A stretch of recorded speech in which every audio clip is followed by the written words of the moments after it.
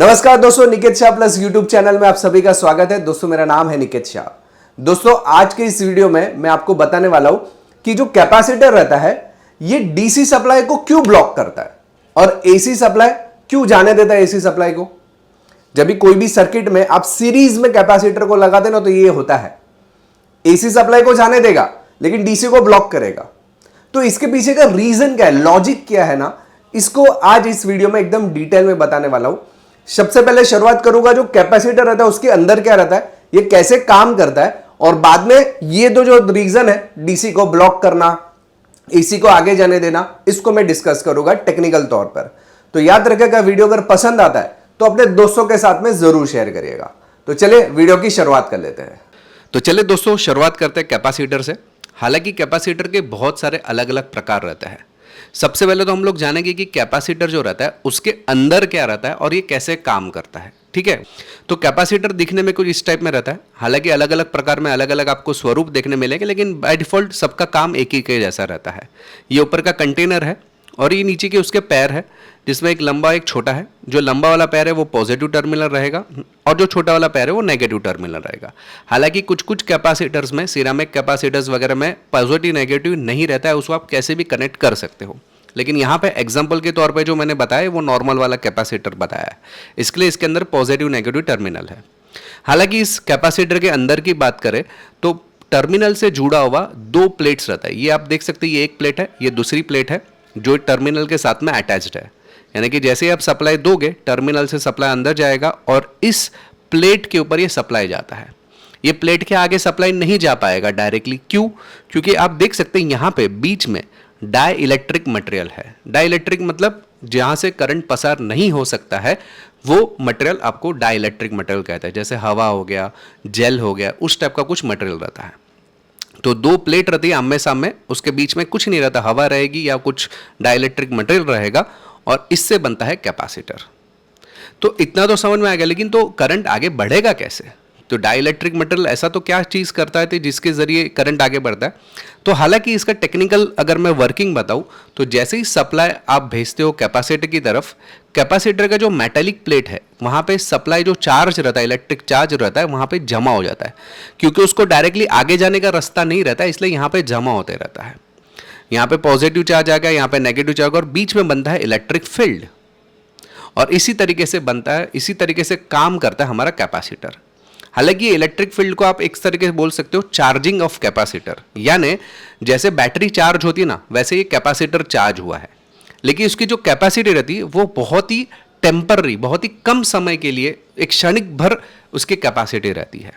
आपने अगर कैमरा का फ्लैश लाइट देखा हुआ रहेगा, पहले के टाइम पे फ्लैश करते हैं तो फ्लैश के साथ टक करके लाइट आके जले जाती है, कुछ सेकंड्स के लिए आता है ना, माइक्रो सेकंड्स के लिए होता है, बस इतना ही जो है कैपेसिटी हैंडल करने की रहती है कैपेसिटर की। क्लियर है इतना? चलिए आगे बढ़ते हैं। अभी जानते हैं कैपेसिटर से आने वाले प्रॉब्लम के बारे में।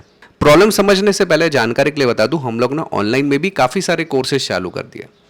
हमारे पास इलेक्ट्रॉनिक्स का कोर्स है, इलेक्ट्रिकल के कोर्सेज है, industrial automation, robotics, embedded system, IoT, laptop repairing, mobile repairing, VFD, इसके अलावा computer networking, graphic designing, programming, EV vehicle, CCTV, वैसे 60 से ज़्यादा कोर्सेज है। और अभी आप लोगों के लिए और आपके बच्चे लोगों के लिए हम लोग लेके आ रहे हैं रोबोटिक्स का समर कैंप। ये रोबोटिक्स समर कैंप बहुत ही इंटरेस्टिंग है, आपके बच्चे भी कर सकते हैं, आप खुद भी ये कोर्स को कर सकते हैं। इसमें कोई उम्र की सीमा नहीं है, कोई भी आसानी से ये कोर्सेज को कर सकता है। ये जो कोर्स है वो 1 अप्रैल से शुरुआत होने वाली है, तो उसकी डिटेल्स आपको 1 अप्रैल के बाद हमारे एप्लीकेशन से मिल जाएगी। तो जो भी कोर्स करना है उसके लिए हमारा एप्लीकेशन है, एप्लीकेशन का नाम है प्लस पॉइंट ट्रेनिंग। ये गूगल प्ले स्टोर पर भी मिल जाएगा, आपके पास आईफोन है तो उसके ऐप स्टोर के अंदर भी आपको आसानी से मिल जाएगा। अधिक जानकारी के लिए जो व्हाट्सअप नंबर है उस पर मुझे केवल हाई का मैसेज डाल दीजिए, तो मैं सारी जानकारी आपको व्हाट्सअप के माध्यम से भिजवा दूंगा। ओके दोस्तों, तो अभी प्रॉब्लम की बात करूं तो प्रॉब्लम में सबसे पहला एक प्रॉब्लम है वो डीसी सप्लाई के रिलेटेड। जैसे मैंने आपको पहले भी बताया, डीसी सप्लाई में एग्जैक्टली होता क्या है, जब भी आप बैटरी के साथ में उसका कनेक्शन करते हो तो बैटरी में जो पावर रहता है, अभी बैटरी में जो भी इलेक्ट्रॉन्स रहते हैं वो धीरे धीरे जाते हैं बैटरी की तरफ, कैपेसिटर की तरफ, और कैपेसिटर के इस प्लेट में सेव हो जाता है। मतलब टेम्पररी तौर पर यहाँ पे करंट फ्लो होगा। जैसे एक बार यहाँ पे सप्लाई आ गया, इलेक्ट्रॉन्स जमा हो गए पॉजिटिव साइड और नेगेटिव साइड, फिर ये आगे का कनेक्शन रोक लेगा। जबकि ये चीज़ एसी में नहीं होती है। एसी में जैसे ही सप्लाई आया इधर और इधर आगे फ्लो होते रहता है, कंटिन्यूस साइकिल रहता है, लेकिन यहाँ पे वो साइकिल टूट जाता है। ये प्रॉब्लम है डीसी में। तो सवाल ये है कि ये जो डीसी में सप्लाई टूटा क्यों? टेम्पररी आया भी, उसके बाद में टूट गया, तो ऐसा क्या रीज़न है डीसी के अंदर? तो उसका रीज़न समझने के लिए सबसे पहले डीसी को समझना पड़ेगा। डीसी का जो अगर आप वेव फॉर्म देखेंगे तो इस टाइप में रहता है, यानी कंटिन्यूस ऑन रहता है। ये ऑन ऑफ वाला सिस्टम नहीं रहता है। तो डीसी में होता क्या है कि देखो, when a DC supply is connected with the capacitor, electrons are pulled from one plate to push another. Okay, यानी अभी ध्यान से देखो, यहाँ पे जैसे ही अभी मैंने करंट को चालू किया तो सप्लाई जा रहा है, वो इस प्लेट के ऊपर जमा हो जाएगा, लेकिन कुछ देर तक वो जरूर फ्लो होगा। जैसे ही यहाँ पे जमा हो जाएगा, देखिए जैसे ही जमा हो गया ये पूरा फ्लो रुक जाएगा।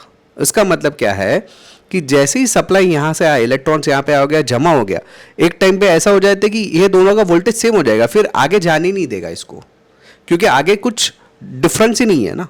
वोल्टेज का डिफरेंस रहेगा तो वोल्टेज प्रवाह होगा ना, यहाँ पे डिफरेंस ही नहीं है, उतना ही सेम टू सेम है। इस वजह से जो है कैपेसिटर को फुल्ली चार्ज कैपेसिटर बोलते हैं और हमारा जो सप्लाई है वो ब्रेक हो जाता है।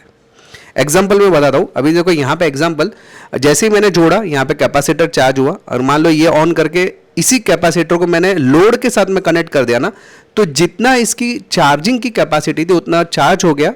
फिर मैंने समझो इसको डिस्कनेक्ट कर दिया बैटरी के साथ में, लोड के साथ में कनेक्ट किया, तो उतने सेकंड्स के लिए आपकी जो लाइट है वो ज़रूर जलेगी। यानी कि ये टेम्पररी बैटरी के जैसा काम किया। ध्यान दो, वापस ये बैटरी से कनेक्टेड है कैपेसिटर, जैसे ही बैटरी के साथ में जोड़ता हूँ टेम्पररी तौर पर ये ऊर्जा अपने में समावित कर लेता है, चार्ज हो जाता है। फिर मैंने बैटरी से डिस्कनेक्ट कर दिया, लोड के साथ में कनेक्ट किया, तो फटाफट से लोड को सप्लाई दे देगा और खुद डिस्चार्ज हो जाएगा। उस दरमियान टेम्पररी आपका जो एलईडी बल्ब या जो भी लोड है वो काम करेगा। तो यही काम होता है कैपेसिटर का। समझ में आया? डीसी सप्लाई में इस तरीके से काम होता है। जबकि एसी में क्या होता है? एसी में होता ये है कि एसी का अगर ध्यान से इलेक्ट्रॉन्स देखोगे तो आगे पीछे आगे पीछे आगे पीछे, जबकि डीसी में देखो क्या हो रहा था, इलेक्ट्रॉन्स एक दिशा में मूव हो रहे हैं। समझ में आ रहा है? करंट एक दिशा में मूव हो रहा है, यहाँ पे कोई दिशा नहीं है, ये आगे पीछे हो रहा है। देखो आगे पीछे, क्योंकि वेव फॉर्म उसका इस टाइप में है, positive negative positive negative positive negative, यानी आगे पीछे हो रहा है। इस वजह से क्या हो रहा है, जैसे ही आगे जाएगा यहाँ पे ये जो प्लेट है उस पर आएगा चार्ज, उतने में तो ये डिस्चार्ज हो जाएगा, फिर वापस चार्ज, फिर डिस्चार्ज, फिर चार्ज, फिर डिस्चार्ज, फिर चार्ज, फिर डिस्चार्ज। तो इस वजह से इसमें से कंटिन्यूअस चार्जिंग डिस्चार्जिंग होते रहेगा। देखो यहाँ पे लिखा हुआ है, the capacitor is continuously charge and discharge because of AC voltage keep reversing direction. Reversing direction positive negative positive, reverse हो गया ना डायरेक्शन, ये आगे पीछे, उस वजह से चार्जिंग डिस्चार्जिंग ये होते रहेगा। और यही कारण है कि वो एसी सप्लाई को ब्लॉक नहीं करता है, जबकि डीसी को ब्लॉक करता है।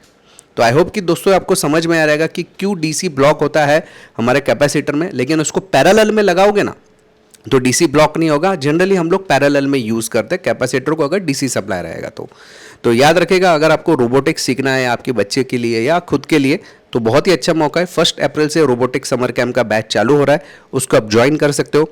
अधिक जानकारी के लिए दूसरा कोई भी अगर आपको कोर्स करना है, बहुत सारे कोर्सेस है, तो हमारे एप्लीकेशन का नाम है प्लस पॉइंट ट्रेनिंग। ये गूगल प्ले स्टोर पे या iOS एप्लीकेशन पे मिल जाएगा। अधिक जानकारी के लिए मेरा व्हाट्सअप नंबर है, उसमें मुझे हाई का मैसेज डाल दे तो मैं सारी जानकारी आपको व्हाट्सअप के माध्यम से भिजवा दूंगा। आई होप कि दोस्तों ये वीडियो आपको पसंद आया रहेगा। पसंद आया तो अपने दोस्तों के साथ में ज़रूर शेयर करिए। चलिए इस वीडियो में इतना ही। Thanks for listening.